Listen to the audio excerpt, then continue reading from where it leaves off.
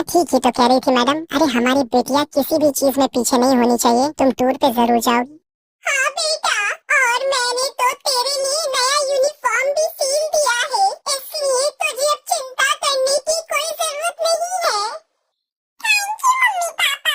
आप जैसे माँ बाप हर किसी को मेरी हर छोटी छोटी ख्वाहिशों को पूरा करने के लिए आप दोनों दिन रात मेहनत करते हैं।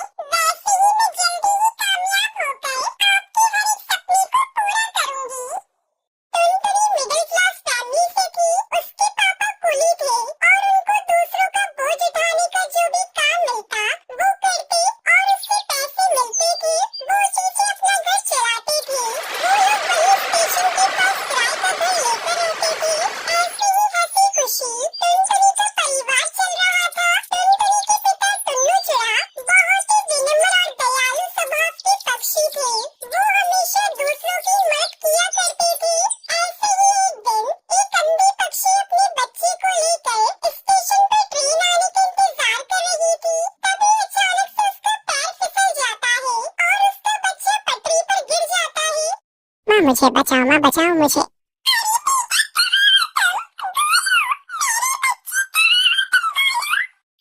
वो अंधी माँ बेबस होकर इधर उधर अपने बच्चे को तलाश रही थी।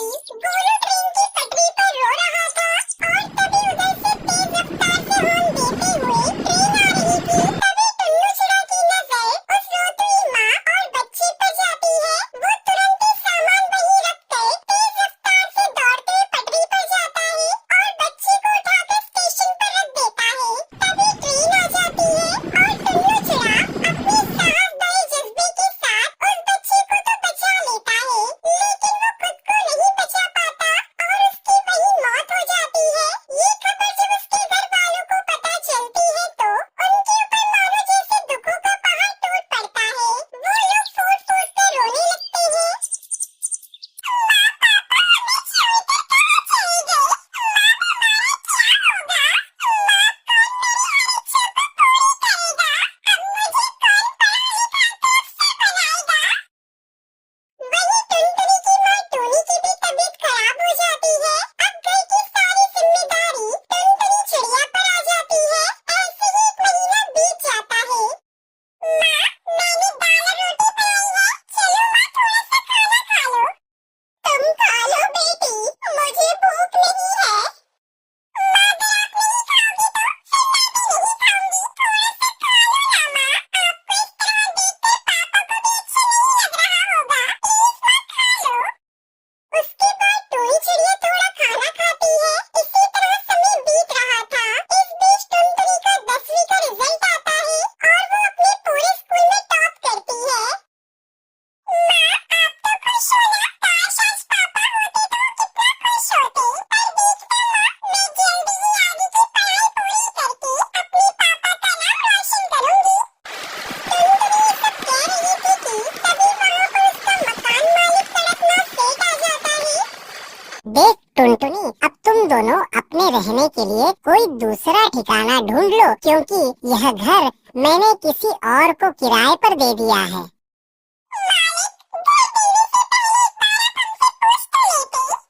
ये मेरा घर है और इस घर में किसे रखना है ये मुझे तुमसे पूछने की जरूरत नहीं है। तुम्हारा पति एक अच्छा पक्षी था, इसलिए मैं अभी तक चुप था, लेकिन अब और नहीं। अब तुम दोनों माँ बेटी ये घर खाली कर दो। उसके बाद दोनों माँ बेटी रोते हुए घर से निकल जाती है। माँ अब हम कहाँ जाएंगे माँ? जहाँ भी किस्मत ले जाए बेटी, चल बेटी मेरे साथ चल। उसके बाद दोनों माँ बेटी घर की तलाश में निकल पड़ते हैं, लेकिन उन्हें कहीं कोई घर नहीं मिलता। वो दोनों सुनसान सड़क पर बस चले जा रही थी। तभी एक तेज रफ्तार गाड़ी आती है और टोनी चिड़िया को टक्कर मार के चली जाती है।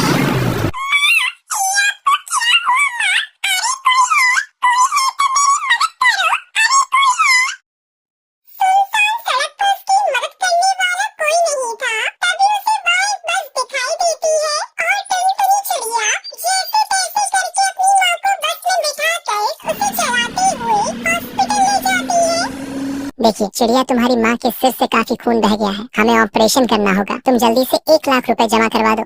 डॉक्टर साहब आप ऑपरेशन की तैयारी करिए।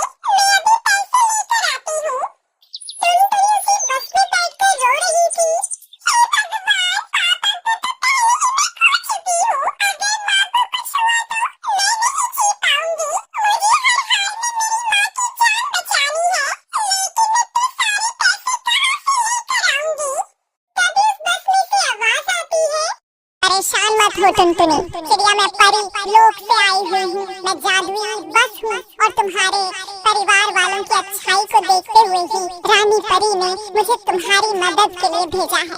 आज से तुम्हें घबराने की कोई जरूरत नहीं है। ये लो, ये पूरे 1 लाख रुपए हैं। जादुई बस, मैं तुम्हारा ये एहसान कैसे चुका पाऊंगी? थैंक यू बस, तुमने मेरी ऐसी मुश्किल समय में मदद की जब मेरा साथ देने वाला कोई नहीं था। उसके बाद टुनटुनी वो पैसे लेकर अपनी माँ का इलाज करवाती है। कुछ दिनों में उसकी माँ ठीक हो जाती है। फिर जादुई बस टुनटुनी चिड़िया से कहती है, अब तुम हम दोनों माँ बेटी जल्दी से मेरी बस में जाकर बैठ जाओ, मैं तुम्हें एक चमत्कार दिखाती हूँ। उसके बाद वो बस खुद ब खुद एक बस घर के रूप में बदल जाती है। टुनटुनी, आज से ये घर तुम्हारा है। तुम अब यहाँ अपनी माँ के साथ आराम से इस बस घर में रह सकती हो। और हाँ, तुम्हें इस घर में किसी भी तरह की कोई कमी नहीं होगी। वो सब तो ठीक है जादुई बस, लेकिन ये बस घर तो शहर से काफी दूर है। फिर मैं अपने स्कूल कैसे जाऊंगी? बस इतनी सी बात, मैं हूँ ना, मैं भला किस दिन काम आऊंगी।